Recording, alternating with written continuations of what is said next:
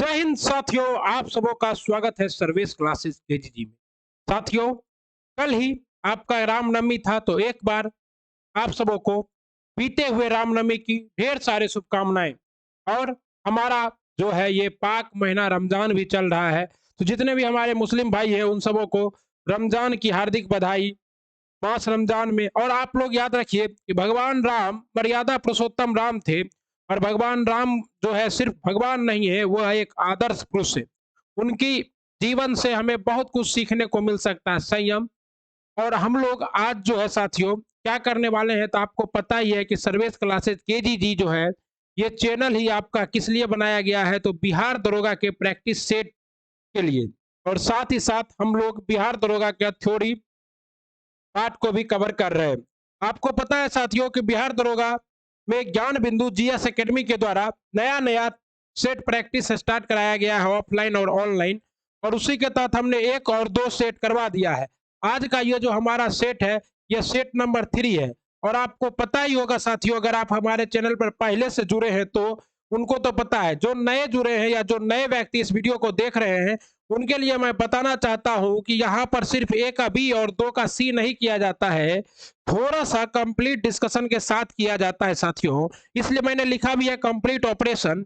और ये जो डिजिटल स्टार है, डबल स्टार, ये सिर्फ और सिर्फ हमारे चैनल पर देखने को मिलता है। और मेरा नारा भी है कि ये नौकरी हमारी है और दिल से है, क्योंकि इसके लिए जितना मेहनत करना होगा करेंगे। और आपका भाई सर्वेश, जिसका आप वीडियो देख रहे हैं, 2 बार बिहार दरोगा पास है और एक बार ईएसआई में इन्होंने क्या किया, इंटरव्यू तक गया है लेकिन मेरिट में छटा है आपका भाई सर्वेश। इसलिए मैं आपको डिटेल से बता रहा हूं कि क्या है बिहार दरोगा बनने की रणनीति। रणनीति यह है कि घटना चक्र को डिटेल पढ़िए और उसके बाद हर दिन एक सेट प्रैक्टिस को लगाइए। आपका प्री कंफर्म होगा। तो आइए हम लोग स्टार्ट कर दिए हैं, प्री को लेकर आ गए हैं आपके बीच।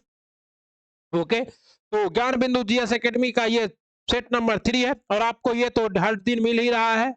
हल प्रश्न पत्र 2023, मॉडर्न हिस्ट्री ऑफ इंडिया, यूरोपीय कंपनी का आगमन। मैंने आपको पढ़ाया है कि ब्राजील का खोज किसने किया था, केब्राल ने। उसके बाद केप ऑफ गुड होप का खोज कौन किया था, बार्थोलोम्यू डियाज ने।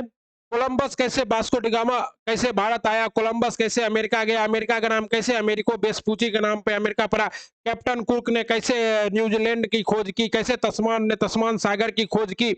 ये सभी पूरा डिटेल में बताया गया है साथियों आपको। कैसे कस्तूतुनिया के अधिकार होने के बाद समुद्री मार्ग के से रास्ते खोजने के लिए भारत यूरोप वासियों को प्रोत्साहन दिया गया। स्पेन के राजा और पुर्तगाल के राजा हेनरी नेविगेटर जिनको कहा जाता है, उन सबों ने मिलकर कैसे इसे बढ़ाया। और आपको साथ ही साथ ये नहीं है सिर्फ ज्ञान बिंदु का, कोटलिया जीएस टीचिंग सेंटर का भी, प्रवीण सर का भी, सॉरी प्रदीप सर का भी वीडियो लेकर मैं आता हूं। और इसका भी मैं 5 सेट करा चुका हूं, बिहार दरोगा 2023 paid test free 100 question operation के साथ। और ये नौकरी हमारे, अगर आप अभी तक इन सभी वीडियो को नहीं देखे तो हमारे चैनल के प्लेलिस्ट में जाइए या आई बटन में जाइए, ऊपर जो आई बटन होता है वहां जाइए, आपको क्या होगा, वीडियो देखने को मिल जाएगा। आइए आप बिना वक्त गवाए स्टार्ट करते हैं साथियों। आशा करते हैं कि आप सबों ने बड़े खुशी और हर्ष के साथ रामनवमी का पर्व मनाया होगा, सौहार्द के साथ। तो आइए, पहला सवाल आपके स्क्रीन के सामने है साथियों। पहला सवाल है, भारत में गठित पहली सहकारी समिति थी। तो भारत में गठित पहली शाकाहारी समिति थी साख समितियां। और साख समिति की जो अनुशंसा है, यह 1900 इसमें किया गया था, 3 में किया गया था। और पहली साख समिति जो है 1904 में गठित हुई थी। कब, 1904 में गठित हुई थी साख समिति। और अभी वर्तमान में ही सहकारिता मंत्री हमारे कौन है, तो अमित शाह जी हैं। और सहकारिता को अब बढ़ावा दिया जा रहा है और इसे किसमें जोड़ा गया है, मौलिक अधिकार में भी जोड़ा गया है। भारतीय संसदीय शासन व्यवस्था में 2 अस्थायी सदनों के नाम बताइए। देखिए, ऐसे 2 अस्थायी सदन है। और अस्थायी सदन कौन है, तो एक राज्यसभा है और दूसरा क्या है, विधान परिषद है। राज्यसभा और विधान परिषद क्या है, राज्यसभा और विधान परिषद ये आपका अस्थायी सदन है। तो किसे भंग नहीं किया जा सकता। हाँ, ये बात अलग है, 2/3 बहुमत से विधान परिषद को बनाया जा सकता है या मिटाया जा सकता है, लेकिन भंग नहीं किया जा सकता है। और लोकसभा और विधान सभा क्या है, ये एक अस्थायी सदन है, क्योंकि इसका विघटन हर 5 साल पर होता है। और फिर हर 5 साल के बाद, चुनाव के बाद, नया लोकसभा और नया राज्यसभा का गठन किया जाता है। वर्तमान में लोकसभा में सदस्यों दल के नेता है प्रधानमंत्री नरेंद्र मोदी और बिहार में है नीतीश कुमार। ओके, जिसका बहुमत होता है वही प्रधानमंत्री होता है, किसमें, लोकसभा में और विधानसभा में। ऐसा नहीं है कि राज्यसभा में जिसका बहुमत होगा वो प्रधानमंत्री बन जाएगा। प्रधानमंत्री बनने के लिए लोकसभा और मुख्यमंत्री बनने के लिए विधानसभा में बहुमत होना आवश्यक है। बहुमत का मतलब है कुल सीटों के आधे से एक सीट अधिक। निम्नलिखित राज्यों में उनके संबंधित मुख्यमंत्रियों का मिलान करें जो भारत के प्रधानमंत्री बने हैं। पीवी नरसिम्हा राव। अब पीवी नरसिम्हा राव के बारे में कौन नहीं जानता है साथियों। ये जो है अविभाजित आंध्र प्रदेश के क्या रहते, मुख्यमंत्री रहे थे। मोरारजी देसाई जो है ये आपका कहाँ के थे, ये आपके बंबई के थे और 1960 में बंबई के ही क्या थे, आपके मुख्यमंत्री थे, जो बाद में प्रधानमंत्री भी बने। एच डी देवगौड़ा कर्नाटक के थे और एच डी देवगौड़ा ही ऐसे पहले प्रधानमंत्री थे जो किसी भी सदन के सदस्य नहीं थे, लेकिन प्रधानमंत्री बन गए और फिर 6 महीना के बाद ये राज्यसभा के सदस्य बने थे। ओके, चौधरी चरण सिंह अविभाजित उत्तर प्रदेश के क्या थे, मुख्यमंत्री थे। और आपके नरेंद्र मोदी जी जो है ये तो गुजरात के मुख्यमंत्री थे और वर्तमान में क्या है, प्रधानमंत्री भी है। ओके, ये सभी जो है। अब प्रश्न आ चुका है, कहां आया है प्रश्न साथियों, ईएसआई में आया है कि निम्न में से कौन ऐसे पहले मुख्यमंत्री थे जो भारत के प्रधानमंत्री बने थे। तो भारत के पहले ऐसे मुख्यमंत्री जो भारत के प्रधानमंत्री बने थे वो थे मोरारजी देसाई। ओके, उससे पहले जो भी प्रधानमंत्री था वो सिर्फ प्रधानमंत्री था, किसी भी राज्य का मुख्यमंत्री नहीं था साथियों। इस हिसाब से देखा जाए तो 1 का 2 और 2 का 5, तो ये 1 का 2 2 का 5 एक में ही है, किसमें है, डी में है साथियों। तो बिल्कुल सही जवाब है। चलिए आगे चलते हैं। अगला सवाल है क्वेश्चन नंबर 4, सूची 1 का सूची 2 को मिलाइए और सूचियों के नीचे दिए गए कूट की सहायता से सही उत्तर का चयन कीजिए। अब देखिए क्वेश्चन का पैटर्न बहुत बदल गया है। पहले वन लाइनर क्वेश्चन आता था, लेकिन अब ये मिलान करने वाला क्वेश्चन बहुत पूछा जा रहा है साथियों। लेकिन ये क्वेश्चन जितना हार्ड है उतना आसान भी। अगर आप 2-3 भी मिला लेते हैं तो आपका सही हो जाएगा। ग्राम पंचायतों का गठन किसमें है, तो ग्राम पंचायत का गठन है अनुच्छेद 40 में। ओके, समान आचार संहिता किसमें है, जिसको आप लोग क्या कहते हैं, समान नागरिक संहिता भी कहते हैं, ये अनुच्छेद 44 में। अभी एक बात राज्य में लागू है, कहाँ, गोवा में, और उत्तराखंड में लागू होने की सिफारिश चल रही है। कृषि एवं पशुपालन का संबंध अनुच्छेद 48 से, और गौवध निषिद्ध भी किसमें है, अनुच्छेद 48 में। ये सभी क्या है, तो नीति निर्देशक तत्व है। ओके, और नीति निर्देशक तत्व कहां से लिया गया, तो आयरलैंड से। आयरलैंड से लिया गया नीति निर्देशक तत्व। ओके, उसके बाद न्यायपालिका व कार्यपालिका का पृथककरण, न्यायपालिका और कार्यपालिका का पृथककरण अनुच्छेद 50 में, और अंतर्राष्ट्रीय शांति और विकास अनुच्छेद 51 में है। यानी कि जो वसुधैव कुटुंबकम की जो बात है वो किसमें, अंतर्राष्ट्रीय शांति का विकास, ये अनुच्छेद 51 में। ओके, तो इस हिसाब से साथियों आप देख लिए ग्राम पंचायत का गठन किसमें है, अनुच्छेद 40 में है। समान आचार संहिता अनुच्छेद 44 में, कृषि एवं पशुपालन अनुच्छेद 48 में, गौवध निषेध भी अनुच्छेद 48 में, और अनुच्छेद 48 के 1 में है पर्यावरण संरक्षण। नीति निर्देशक तत्व में पर्यावरण संरक्षण को 42वां संविधान संशोधन 1976 के द्वारा जोड़ा गया।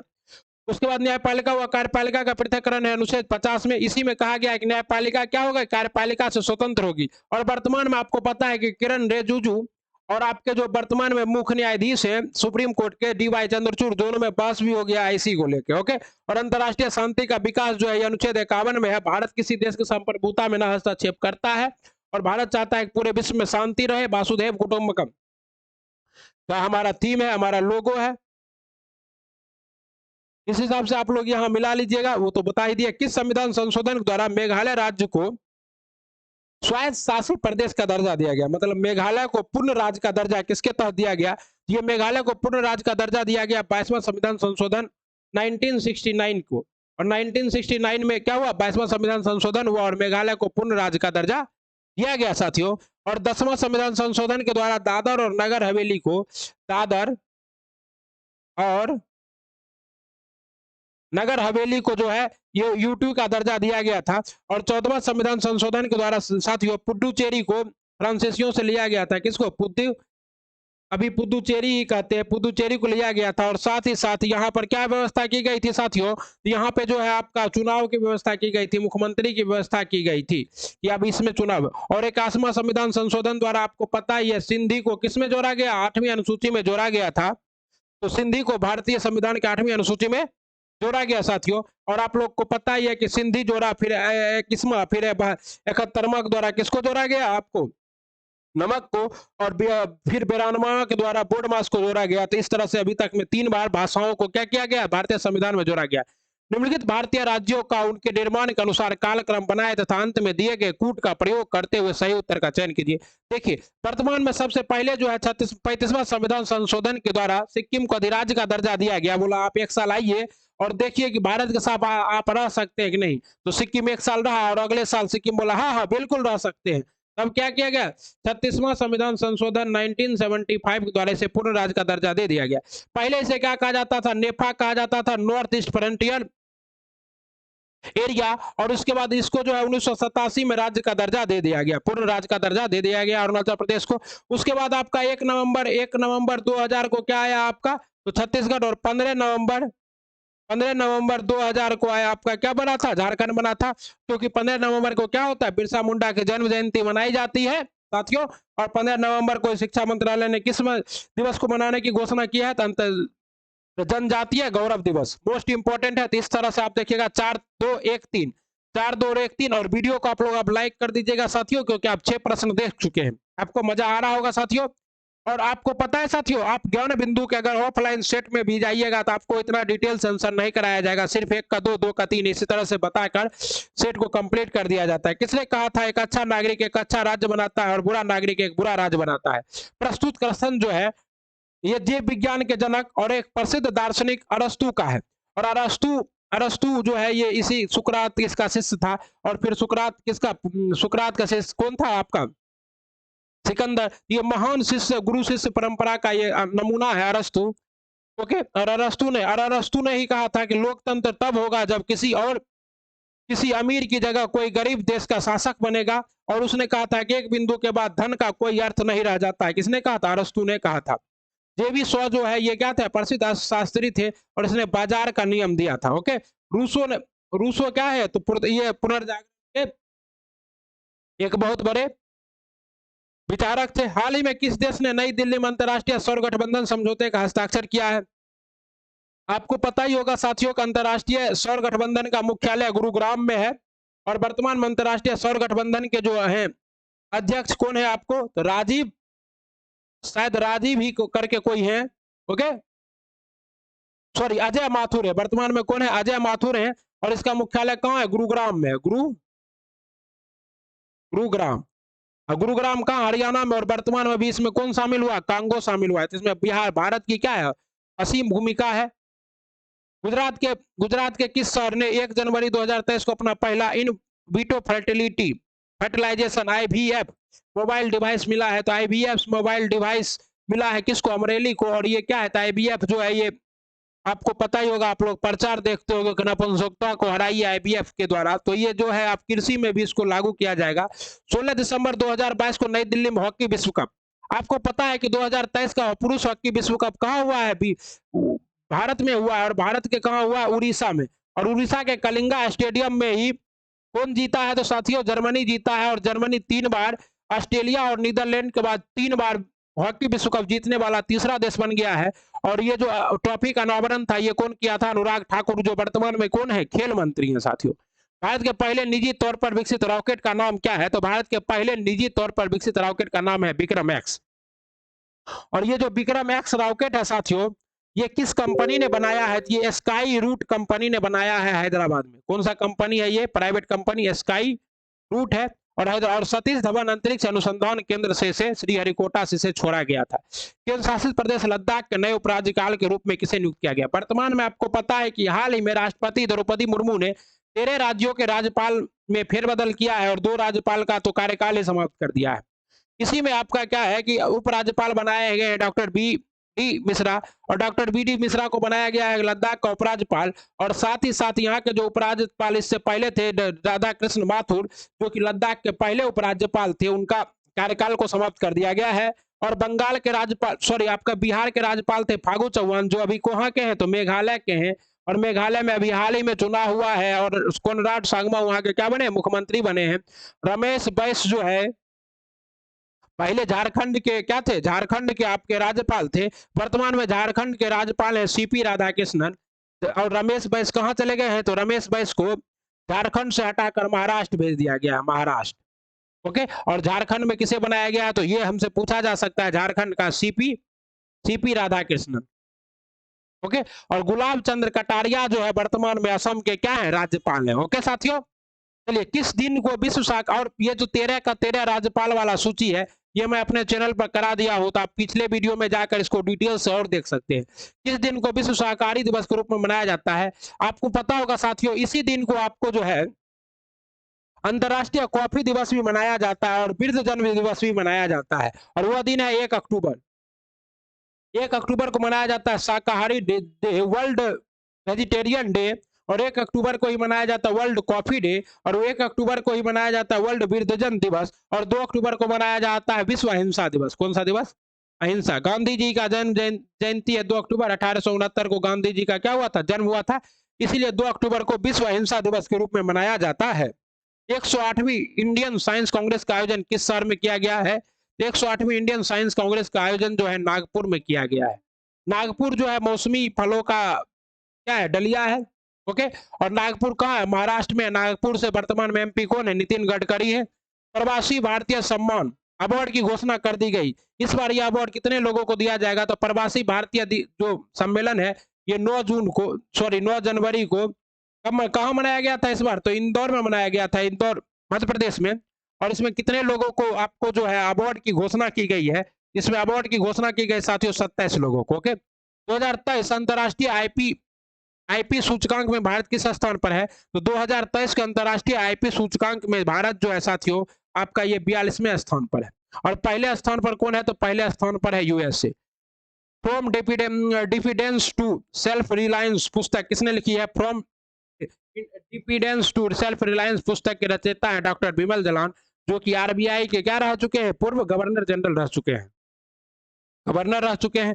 13 सितंबर 2022 को पुलिस भर्ती में थर्ड जेंडर आरक्षण की घोषणा करने वाला पहला राज्य बन गया है। तो थर्ड जेंडर की घोषणा करने वाला पहला राज्य कर्नाटक बन गया है।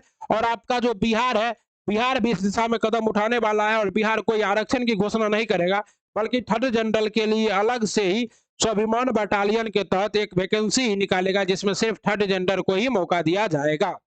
ओके। और कर्नाटक में हाल ही में चुनाव होने वाले हैं। वर्तमान वहां के मुख्यमंत्री है बसवराज बोम्मई। और कर्नाटक में ही किए गए, बल्लारी में किए गए कमेंट की वजह से राहुल गांधी की संसद सदस्यता रद्द हो गई है। ओके। अगस्त 2022 में दुनिया ने सबसे ऊंचे रेलवे ब्रिज गोल्डन जॉइंट का उद्घाटन किया गया। यह ब्रिज किस नदी पर बना है? तो दुनिया का सबसे ऊंचा रेलवे ब्रिज है साथियों, और यह बना है चिनाब नदी पर। चिनाब नदी किस दर्रा से, कहां से निकलता है? ब्यास कुंड के पास से निकलता है। और चिनाब किसकी सहायक नदी है? तो चिनाब जो है पूर्ण रूप से सहायक नदी है किसकी? सिंधु की। ओके। और चिनाब पर ही क्या है आपको साथियों और भी बांध बनाया गया है, जैसे कि इसका आप नाम याद रख सकते हैं शब्द, जिसमें सलाल है, बगलिहार है। ओके। रक्षा मंत्रालय ने कितने स्थानों सीमा सड़कों पर बीआरओ कैप स्थापित करने की मंजूरी दी है? तो बीआरओ, देखिए ये क्वेश्चन क्या है, ये क्वेश्चन 2213 में पूछा जा चुका है। बीआरओ का स्थापना कब हुआ था? तो 1960 में हुआ था। बीआरओ का स्थापना कब हुआ था? 1960 में। और वर्तमान में इसके अध्यक्ष कौन है? तो लेफ्टिनेंट जनरल राजीव चौधरी है। कौन है? राजीव चौधरी है। और कितने स्थानों पर? तो ये 75। आपको पता है कि हम लोग आजादी के 75वें दिवस को मना रहे हैं, इसलिए 75 जो है 75 जगहों पर स्थापित किया जाएगा। विदेशों में यूपीआई भुगतान की अनुमति देने वाला भारत की पहली फिनटेक कंपनी कौन सी है? विदेशों में अनुमति देने वाला भारत की पहली फिनटेक कंपनी है फोन पे। ओके। और आपको पता है कि अब 1 अप्रैल से 2000 से ज्यादा के ट्रांजैक्शन पे 1.1% का टैक्स भी एडेड होने वाला है। और सिंगापुर जो है भारत पे यूपीआई को अपनाने वाला पहला दक्षिण एशियाई देश बन गया है। कौन? सिंगापुर।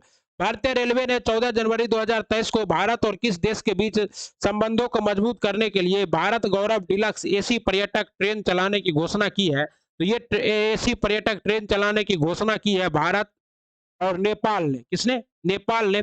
ओके। अणु से परिचय द्वारा 1986 को कराया। अणु से परिचय जो है परमाणु का खोज जॉन डाल्टन ने किया था साथियों। और अणु से परिचय जो है विलियम ऑस्टेवॉल्ट ने किया था। तो परमाणु अविभाज्य होता है ये किसने कहा था? जॉन डाल्टन ने। जेसप प्राउस्ट ने जो है आपका, इसने किसका ऑक्सीजन का खोज किया था? ओके। और मर्सी कनात जो है ये महर्षि कणाद जो है ये क्या कहे थे क्षितिज पावक गगन समीरा, हमारे शरीर 5 तत्वों से मिलकर बना हुआ है। समान द्रव्यमान संख्या लेकिन विभिन्न परमाणु क्रमांक वाले परमाणुओं को डैश रूप में जाना जाता है। तो देखिए द्रव्यमान संख्या समान है, यानी कि द्रव्यमान संख्या जिसका समान होता है उसे क्या कहते हैं, आइसोबार कहते हैं। और जिसका परमाणु संख्या समान होता है उसे क्या कहते हैं, आइसोटॉप कहते हैं। ओके साथियों, और जिसका न्यूट्रॉन संख्या समान होता है उसको आइसोटोन कहते हैं। वाशिंग सोडा किस प्रक्रिया से प्राप्त होता है साथियों? वाशिंग सोडा जिसका प्रयोग आप अपने घर में क्या करते हैं, कपड़े धोने में करते हैं, कपड़े को कड़क बनाने में धोबी जिसका प्रयोग करता है वाशरमैन, वो हमारा Na2CO3 के पुनः क्रिस्टलीकरण के द्वारा बनाया जाता है। और वाशिंग सोडा का सूत्र भी क्या होता है, Na2CO3 ही होता है, और कार्बनिक बेकिंग सोडा का NaHCO3 होता है। ठीक है ना साथियों? निम्न से किसके उत्सर्जन में समभारिक उत्पन्न होता है? तो ये क्वेश्चन क्या है, 2446 की दरोगा में पूछा गया है। 2446 में उसमें पूछा गया था कि अगर 2 बीटा कण निकाल दिया जाए और एक अल्फा कण जोड़ दिया जाए, तो अल्फा कण जैसे ही निकलता है तो 2 प्लस प्लस जाता है, बीटा कण निकलता है 2 माइनस माइनस जाता है, और इसीलिए समभारिक उत्पन्न कौन करेगा? तो आपका बीटा किरण ही करेगा। किसी पदार्थ की उच्च सांद्रता में, और गामा किरण क्या होते हैं? तो गामा किरण उदासीन होते हैं साथियों। किसी पदार्थ की उच्च सांद्रता से निम्न सांद्रता की ओर स्वतः गति करें क्या क्या कहलाती है? उच्च सांद्रता से निम्न सांद्रता की ओर स्वतः गति करने की प्रक्रिया विसरण कहलाती है। और इसी के वजह जो कोई आदमी कोरोना फैलता था, कोई छींकता था, तो क्या होता था? उच्च सांद्रता से निम्न सांद्रता तक चला जाता था। या फिर आप अगरबत्ती जलाते हैं एक कोना में, तो दूसरे कोना में क्या होता है? गंध पहुंच जाता है। एक अम्ल तथा क्षार को जलीय विलयन के लिए कौन सा कथन सही है? तो देखिए ये जो पीएच मान है इसकी खोज किसने की थी? सोरेनसन ने की थी। और 0 ये कहाँ से होता है? तो यहाँ पर 7 है, और ये 0 से लेकर 7 तक अम्ल और 7 से लेकर 14 तक क्षार। लेकिन ये क्षार जो है, जो जितना इधर जाएगा तो क्षार का गुण बढ़ेगा, जितना इधर आएगा तो क्या होगा? अम्ल का गुण बढ़ेगा। तो पीएच जितनी उच्च होगी अम्ल उतना ही प्रबल होगा। गलत है, पीएच जितना निम्न होगा अम्ल उतना प्रबल होगा। पीएच जितनी उच्च होगी अम्ल उतना दुर्बल होगा। सही है साथियों। पीएच जितनी कम होगी क्षारक उतना, गलत है, पीएच जितना कम होगा क्षारक उतना ही दुर्बल होगा। सही है, यानी कि 2 और 4 आपका क्या है साथियों? सही है, पूरा का पूरा सही है। और अम्ल जो है, एसिड जो है वो क्या करता है? नीले लिटमस को लाल कर देता है। नीला को लाल कौन कर देगा? एसिड कर देगा, ANL। Okay. Carbon nano tubes किसके द्वारा बनाई गई है? तो साथियों कार्बन नैनो ट्यूब का जो निर्माण है ये किया गया है आईजीमा के द्वारा। किसके द्वारा? आईजीमा के द्वारा किया गया है कार्बन नैनो ट्यूब का निर्माण। ओके। सूची 1 का सूची 2 से सुमेलित कीजिए साथियों। सूची 1 का सूची 2 से सुमेलित कीजिए। अतः त्वरण, त्वरण की इकाई है मीटर प्रति सेकेंड। ओके। और ऋणात्मक त्वरण को क्या कहते हैं? मंदन कहते हैं। बल की इकाई है केजी मीटर प्रति सेकेंड स्क्वायर। कार्य की इकाई है जूल। और आवेग का इकाई है न्यूटन मीटर प्रति सेकेंड क्यू, या फिर न्यूटन प्रति सेकेंड। ओके। न्यूटन मीटर प्रति सेकेंड क्यू या न्यूटन गुना सेकेंड। तो न्यूटन इतना है केजी मीटर पर सेकेंड स्क्वायर, इसी में एक और जोड़ देंगे तो क्या हो जाएगा? आवेग हो जाएगा। इस तरह से आपका 1 का 3, 1 का 3 एक ही में है, तो आप अगर एक भी जानते हैं तो आप क्या कीजिएगा? मार लीजिएगा इसको। एक समान वृत्तीय गति में, वृत्तीय गति का मतलब क्या है कि अगर कोई आदमी ऐसे एकदम एक समान वृत्तीय गति में चल रहा है तो हर बिंदु पर उसका क्या होता है? दिशा बदलते रहता है। और दिशा बदलते रहता है तो उसका वेग भी क्या होगा? बदलते रहेगा। क्या वेग भी बदलते रहेगा कि नहीं बदलते रहेगा?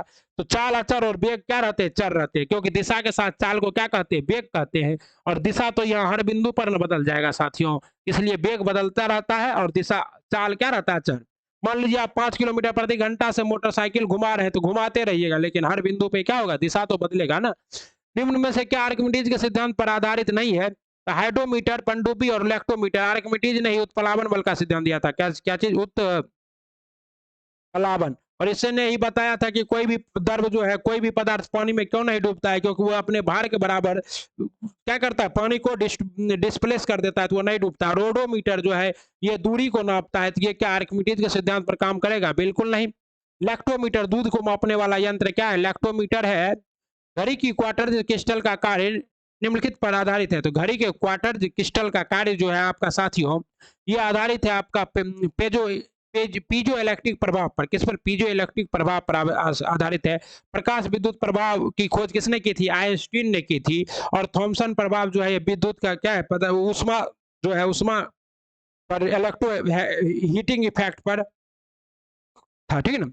निम्न में से किस प्रकार के प्रतिबिंब पर्दे पर प्राप्त किए जा सकते हैं? वास्तविक और बड़ा प्रतिबिंब। बिल्कुल, वास्तविक प्रतिबिंब है तो पर्दा पर प्राप्त किया ही जाएगा, चाहे वो बड़ा रहे चाहे वो छोटा रहे साथियों, वास्तविक प्रतिबिंब को पर्दे पर प्राप्त किया जा सकता है, बस इतना याद रखिए। और आभासी प्रतिबिंब को पर्दे पर प्राप्त नहीं किया जा सकता है। छोटा बड़ा से कोई अंतर नहीं है साथियों। एक टेस्ला बराबर होता है, तो टेस्ला किसका है? तो चुंबकीय फ्लक्स की इकाई है टेस्ला, सीधी इकाई है टेस्ला। और एक टेस्ला बराबर होता है साथियों 1 वेबर प्रति मीटर स्क्वायर। क्या होता है? 1 वेबर प्रति मीटर स्क्वायर। ग्रीन मफलर संबंधित है, तो ग्रीन मफलर जो है ये क्या है?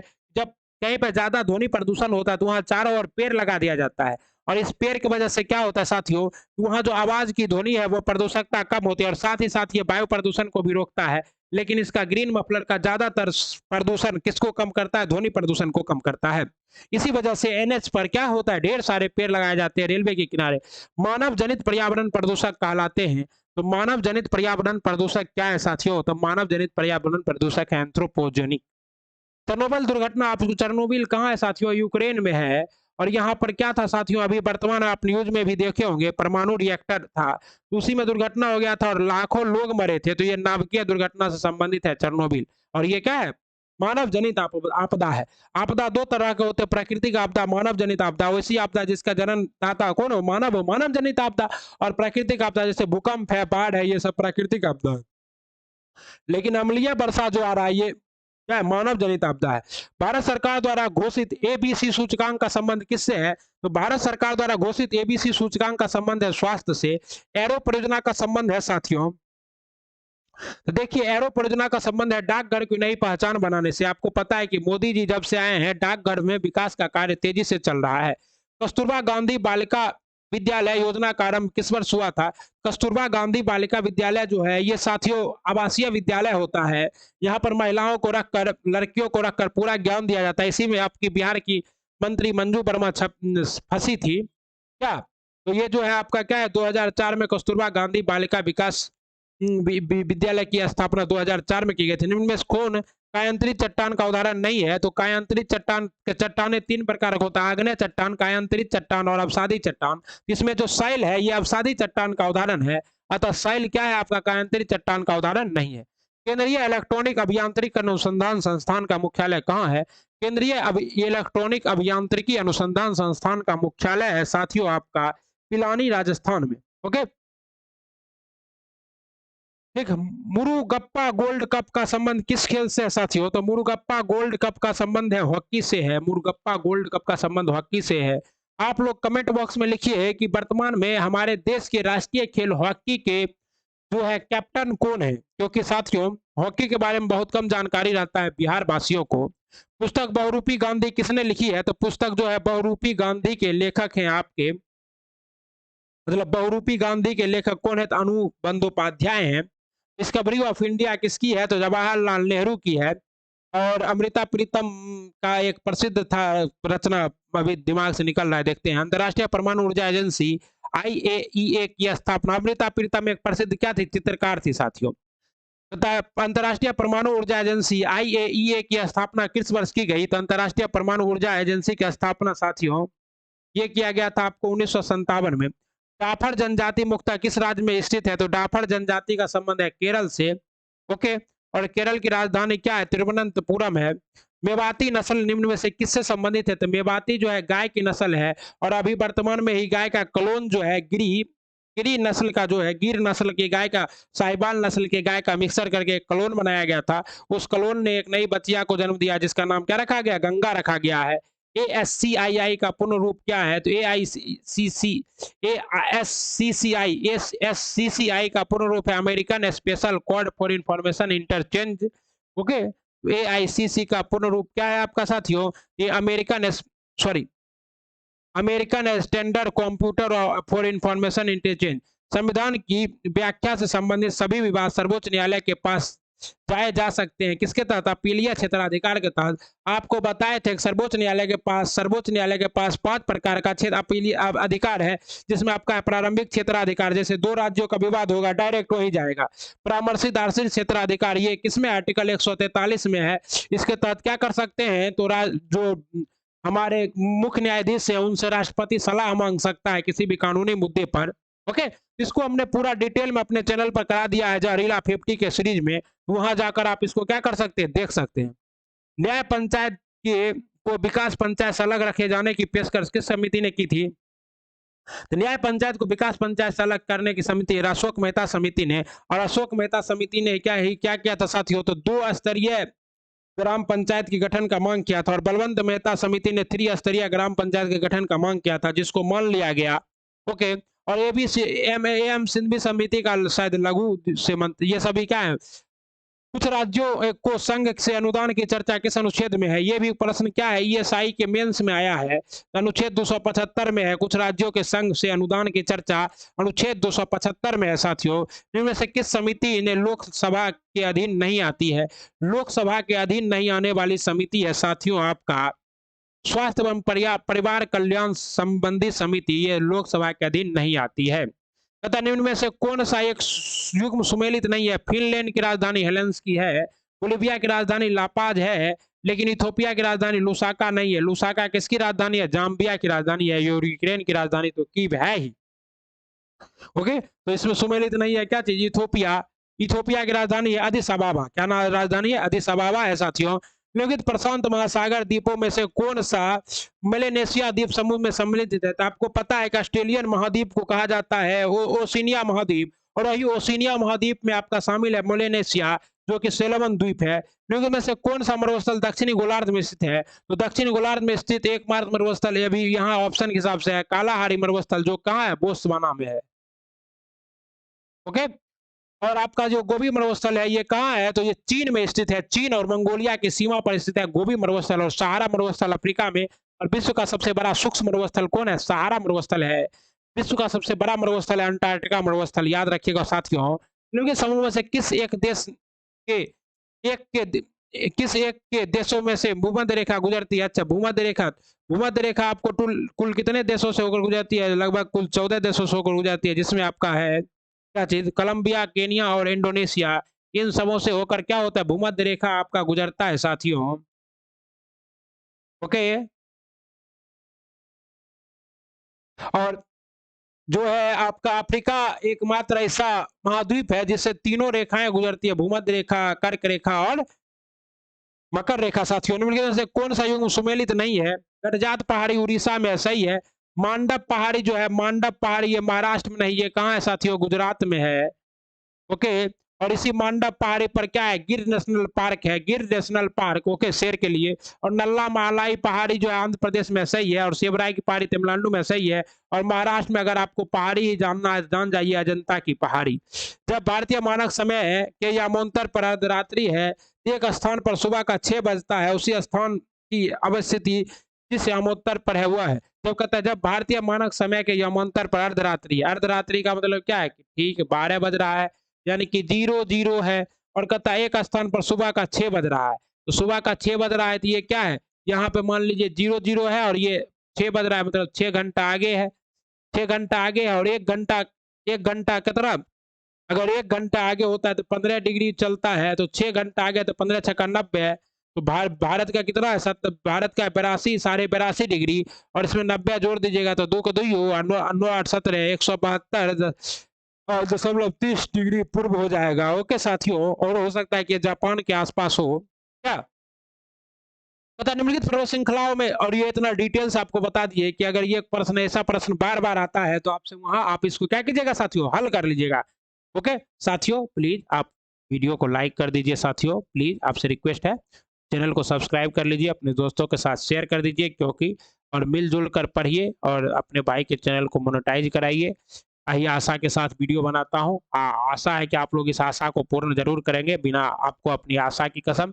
निम्नलिखित पर्वत श्रृंखलाओं में कौन सा एक भारत में स्थित नहीं है? तो गोसाई थान क्या है? भारत में स्थित नहीं है। कामेत, त्रिशूल और नंदा देवी ये तीनों भारत में है। गोसाई थान कहाँ है? नेपाल में है। और यहीं से आपका गोसाई थान से क्या होता है? गोसाई नाथ इसी को कहते हैं, यहाँ से कोसी नदी निकलती है, कोसी। ओके, नंदा देवी जो है ये आपका कहाँ है? उत्तराखंड में है। कामेत, त्रिशूल ये सभी उत्तराखंड में है। भारतीय दक्कन के पठार पर बेसाल्ट निर्मित लावा शैल का निर्माण हुआ है। ये हुआ है आपका कॉर्टेशियस युग में। किस युग में हुआ है? कॉर्टेशियस युग में हुआ है। नदियों की लंबाई का आरोही क्रम में गोदावरी नदी की लंबाई सबसे ज्यादा है। दक्षिण भारत की सबसे बड़ी नदी है गोदावरी, लगभग 1496 किलोमीटर है। और गोदावरी के बाद आपको आता है नर्मदा, 1313 है। उसके बाद ये कुछ 800 कुछ है, और ताप्ती आपका, सही है। गोदावरी, नर्मदा, महानदी और ताप्ती। गोदावरी का उद्गम जो है नासिक के पास त्र्यंबकम पहाड़ी से होता है और ये आंध्र प्रदेश में जाकर किसमें राजमंदुरी के पास जाकर बंगाल की खाड़ी में गिरता है। नर्मदा नदी का उद्गम जो है ये महादेव पहाड़ी से होता है और ये नर्मदा नदी कहाँ जाकर गिरता है साथियों? बिल्कुल सही, ये जाके आपका क्या होता है, खंभात की खाड़ी में नर्मदा और ताप्ती गिरती है, पश्चिम की ओर बहने वाली नदी है। ओके, तथा निम्नलिखित में से कौन सा नेशनल पार्क पूर्णतः शीतोष्ण अल्पाइन कटिबंधीय में स्थित है? तो ये जो फूलों की घाटी है ये उत्तराखंड में है और ये पूर्णतः कर्क रेखा के ऊपर स्थित है। तो ये क्या है आपका? हाँ साथियों, बिल्कुल सही, ये आपका क्या है? उष्ण कटिबंधीय शीतोष्ण अल्पाइन कटिबंध में स्थित है फूलों की घाटी Uttarakhand. Okay, Namdapha national park कहाँ है? तो ये आपका अरुणाचल प्रदेश में है साथियों। मानस नेशनल पार्क असम में है। नेमारी घाटी कहाँ है? आपको कमेंट में करना है। निम्नलिखित कथनों में से कौन लेटराइट मिट्टी के लिए सही नहीं है? आपको पता है कि भारत में तीसरे नंबर पर सर्वाधिक पाई जाने वाली मिट्टी है लेटराइट मिट्टी, सॉरी चौथे नंबर पर। और लेटराइट मिट्टी को क्या कहते हैं? लेट मतलब होता है ईटा, तो ईटा वाला मिट्टी भी कहते हैं। और इसमें से क्या सही नहीं है? तो इसमें सही नहीं, उसमें चूना पत्थर की मात्रा होती है, नहीं होती है चूना पत्थर की मात्रा। वो बात अलग है कि वो आर्द्र अपक्षालित प्रदेशों में मिट्टियां होती है, वो बहुत ही अपक्षालित मिट्टियां होती है और उनकी उर्वरता कम होती है। और लेटराइट मिट्टी में ही आपका क्या होता है? चाय का खूब अच्छा खेती होता है, ठीक है ना। टीम जोया की तुलना में, हाँ बिल्कुल, टीम जोया की तुलना में 3 गुना अधिक कुशल कारीगर है। तो मतलब टीम और जोया, तो टीम क्या है? जोया की तुलना में 3 गुना अधिक कुशल कारीगर है और दोनों मिलकर यानी कि दोनों मिलकर 4 आदमी इस पूरे काम को कितना दिनों में करता है? 75 दिनों में, यानी कि टोटल काम कितना है? 300 काम है। और पूरा टीम अकेले उस काम को कितने दिन में करेगा? 300/3 यानी कि 100। कितना आसान सवाल है साथियों। तो मैंने इसे अच्छे से बता दिया है कि टीम जो है वो 3 गुना उसका क्षमता है, जोया का क्षमता 1 है, दोनों मिलकर 75 काम को 4 दिनों में करता है। 4 गुना 75 टोटल 300 और टीम जो है उसको 300/3 यानी कि 100 दिनों में क्या करेगा? निपटा देगा। और हाँ साथियों, ये जो आप देख रहे हैं बिहार दरोगा पुलिस अवर निरीक्षक हल प्रश्न पत्र के साथ अध्ययन सामग्री इतिहास भी है, इसमें कला है, संस्कृति है, भूगोल है, राज्य व्यवस्था है, अर्थव्यवस्था है, विज्ञान है, पर्यावरण है, बिहार है, कंप्यूटर है, विविध है। और ये तितली उड़ रही है और ये डबल स्टार के लिए बहुत जरूरी पुस्तक है। 50% यहाँ से आप कवर कर सकते हैं। इस पुस्तक को भी मेरे चैनल पर आप कर सकते हैं साथियों। वरना आप इसे 290 रुपया में कहीं से भी खरीद भी सकते हैं साथियों। ओके, आइए उम्मीद करते हैं कि आप लोग इसको कीजिएगा। 100 दिन क्या है? ए और बी मानसिक अनुपात, आय का अनुपात कितना है? 4:5 है। तो आय कितना है? 4 है, अनुपात 5 है। तो मान लीजिए आय कितना है? 4x और इसका क्या है? 4x माइनस 1200, दोनों मिलकर कितना बचाता है? 1200। तो बराबर कितना हो जाएगा? 19 हो जाएगा। ओके, ओके साथियों, आप बटे में यहाँ कितना होगा? तो 5x माइनस 1200 बराबर आपका कितना हो जाएगा? यहाँ पे बराबर यहाँ पर उतनी 19 और यहाँ पर कितना, सॉरी 14 हो जाएगा यहाँ, और यहाँ कितना हो जाएगा? 19 हो जाएगा। अब आप दोनों को क्या कर सकते हैं साथियों? क्रॉस मल्टीप्लिकेशन कर सकते हैं ऐसे, टक टक। तो ये कितना होगा? 19 चौक 76, 76x कितना होगा साथियों? ये होगा 22,800। कितना होगा? 12 गुना 19 की जगह कितना आएगा? 22,800। अब बराबर में आपका हो जाएगा 14×5 = 70x। अब माइनस, अब 14 गुना 12 तो 12 गुना 14 कितना होता है? 16,800।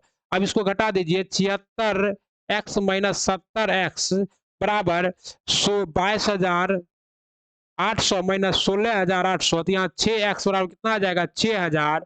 x बराबर कितना आ जाएगा? 1,000। और दोनों में अंतर कितना है? एक ही का है, यानी कि x 1, यानी कि कितना का अंतर है? 1 का।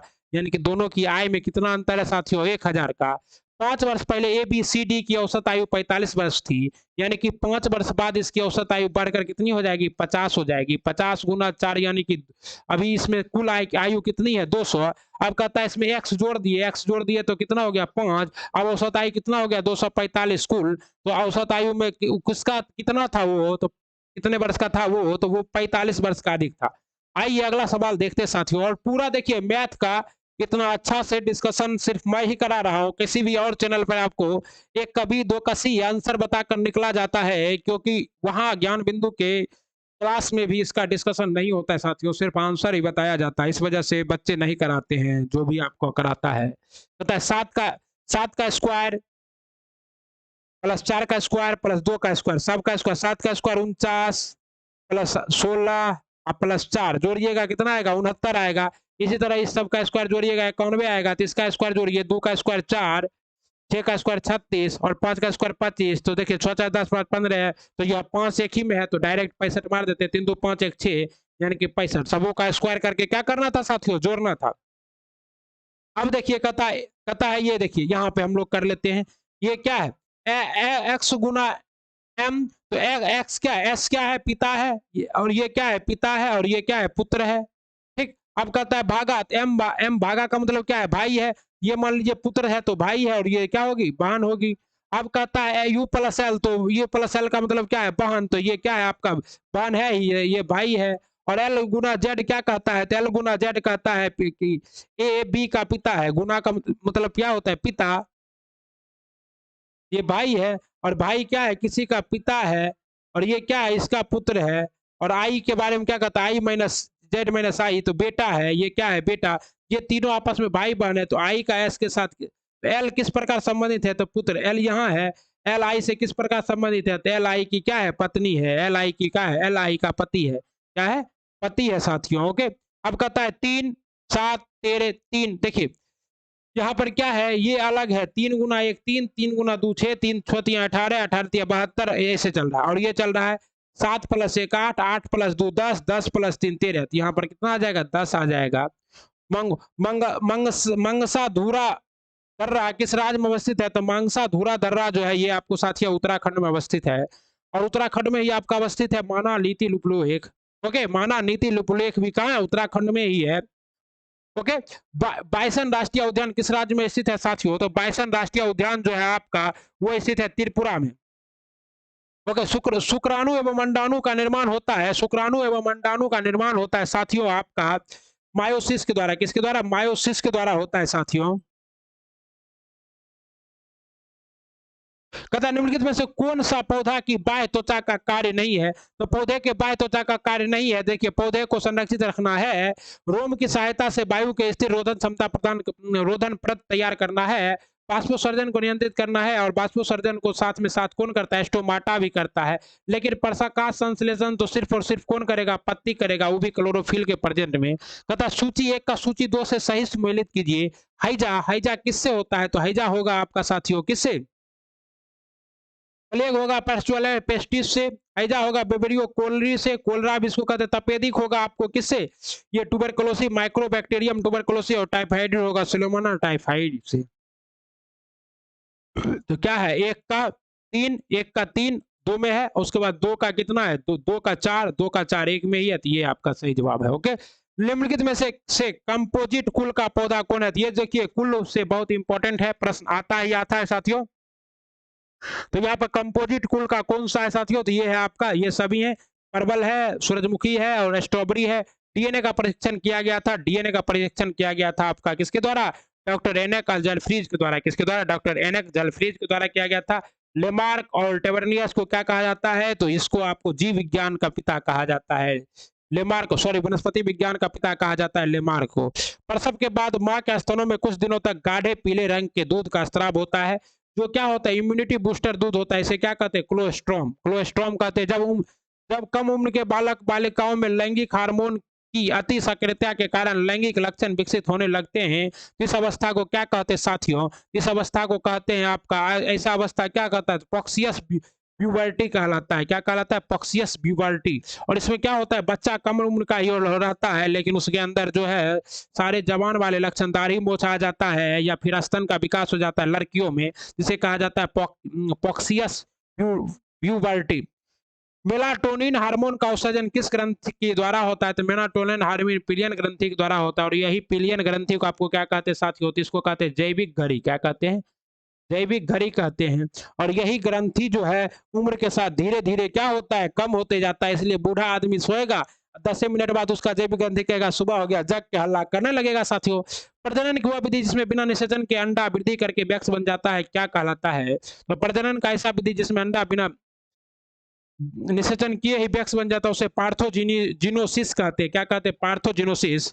अब देखिए अशोक का जो उपनाम था प्रियदर्शनी था, समुद्रगुप्त का प्रिय उपनाम पराक्रम क्रमांक था। और चंद्रगुप्त का द्वितीय नाम का तो आप जानते हैं विक्रमादित्य, और स्कंदगुप्त का क्रमादित्य। तो इस हिसाब से आपका एक का दो, दो का एक का दो, दो का एक, तीन का चार, चार का तीन, एक का दो, दो का एक, ये सी नंबर क्या है, सही है। इनमें से कौन सा गलत मिलान है साथियों? लोथल नाव के चित्र और मॉडल मिला है, एकदम सही मिलान है। नाव का चित्र भी मिला है, यहाँ पारस की मुद्राएं भी मिली है, चंद्राहो में अलंकृत हाथी मिला है, सही है। वर्णवाली में जौ मिला है, ये वर्णवाली में जौ, ये क्या है साथियों आपका, क्या सही है वर्णवाली में जौ? तो बिल्कुल सही है, वर्णवाली में जौ भी मिला है। लेकिन सुध कोटदा में धान की भूसी नहीं मिली है, धान की भूसी कहाँ मिली है? रंगपुर में मिली है। ओके, तो ये आपका क्या है, गलत है। राजा की दैवी उत्पत्ति का सिद्धांत सर्वप्रथम किसने दिया था? राजा की दैवी उत्पत्ति का सिद्धांत सर्वप्रथम मैत्रेय ब्राह्मण ग्रंथ में दिया गया था। अनात्मावाद सिद्धांत है। अनात्मावाद सिद्धांत जो है साथियों, ये क्या है? बौद्ध दर्शन का है, बौद्ध दर्शन का सिद्धांत है अनात्मावाद। शाहजी ने किसे पूना की जागीर प्राप्त की थी? तो शाहजी ने आदिल शाह से पूना की जागीर प्राप्त की थी। सैयद उस सलातीन की उपाधि किसने धारण की थी? तो सैयद उस सलातीन की उपाधि धारण की थी फिरोज शाह तुगलक ने। और फिरोज शाह तुगलक को इसे क्या है, फिरोज शाह तुगलक को सल्तनत कालीन अकबर कहा जाता है। और इसने नहरों का आविष्कार करवाया था। और सबसे सबसे पहले ब्राह्मणों पर जजिया कर कौन लगाया था?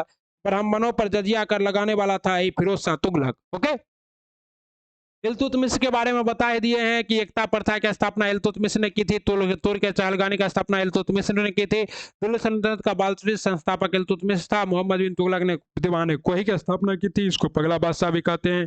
बलबन ने एकदम तलवार की नीति अपनाई थी, तुर्क के चहलगानी का अंत कर दिया था बलबन। ओके, बंगाल विभाजन के समय के विषय में किसने कहा था? विभाजन हमारे ऊपर बम की तरह गिरा है। ये प्रसिद्ध कथन है सुरेंद्र नाथ बनर्जी का। गोपाल कृष्ण गोखले गांधी जी के क्या थे? राजनीतिक गुरु थे। चित्तरंजन दास जो है ये सुभाष चंद्र बोस के राजनीतिक गुरु थे। भारतवर्ष का सर्वप्रथम किसान आंदोलन था।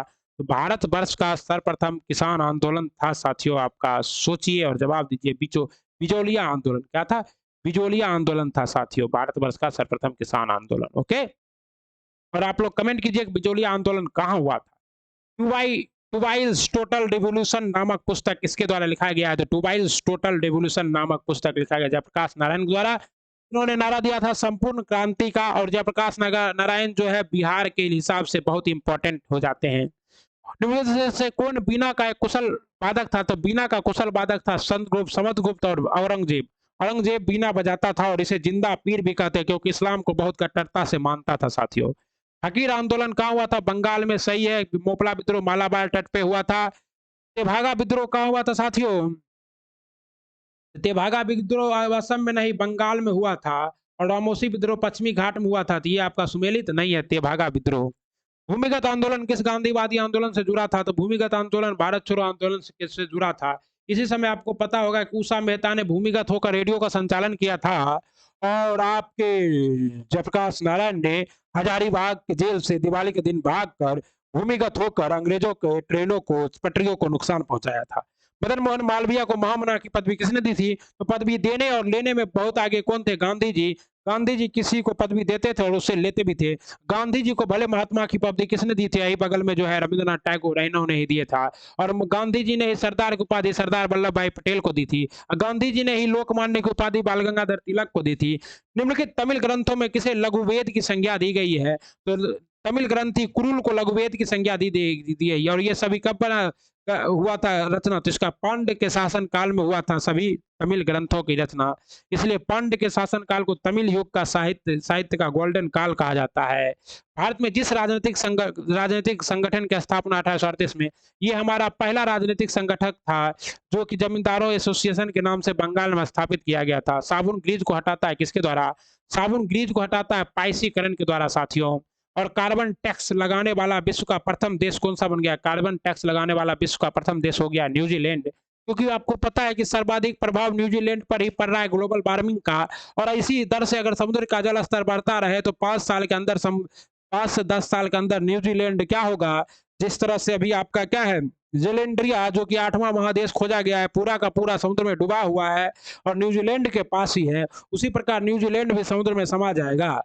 किस शासक का काल रोमन सभ्यता का स्वर्ण काल कहा जाता है? इन्हीं के नाम पर अगस्त महीना मनाया जाता है और उसका नाम था अगस्टस, और जूलियस सीजर जो है इसके नाम पर जुलाई मनाया जाता है। इटली में फासिस्ट पार्टी का गठन कब हुआ था साथियों? इटली में फासिस्ट पार्टी का गठन हुआ था 1919 में। और भारत में इसी समय 1919 में क्या हो रहा था? जलियांवाला बाग हत्याकांड और खिलाफत आंदोलन, ये सब कहाँ हो रहा था? भारत में हो रहा था साथियों। ओके, तो इस तरह से आपका 100 का 100 प्रश्न को करा दिया गया है पूरा डिटेल के साथ। और ये आपका हमारा सीट नंबर 3 था। तो अब बिहार दरोगा जो है, इसके लेकर जो मैं आपको सेट लेकर आ रहा हूँ, ये आपको कैसा लग रहा है इसको कमेंट बॉक्स में ज़रूर लिखिए और अपना कमेंट कीजिए कि वीडियो अच्छा लगा कि कैसा लगा।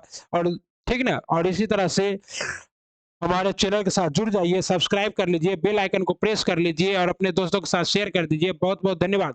हम लोग आपसे जल्द फिर अगले सेट के साथ मिलेंगे। तब तक पढ़ते रहिए, बढ़ते रहिए, खुश रहिए, मुस्कुराते रहिए। जय हिंद, जय भारत, वंदे मातरम। बहुत-बहुत धन्यवाद।